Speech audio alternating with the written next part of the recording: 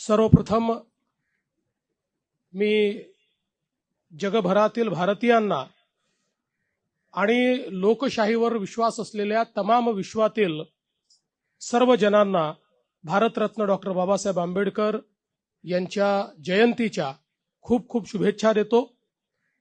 आणि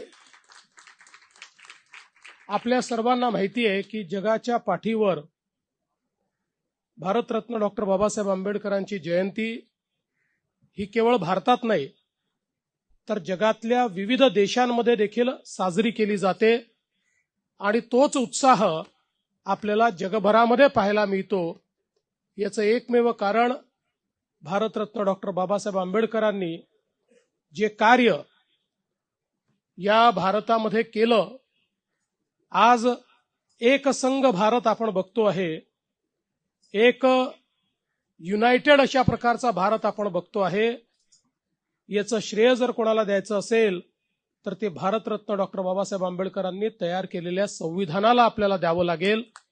आणि त्याच संविधानाची 75 वर्ष पूर्ण झाल्यामुळे संविधानाच्या अमृत महोत्सवाचं देखील आपण वर्ष या ठिकाणी साजरं करतोय।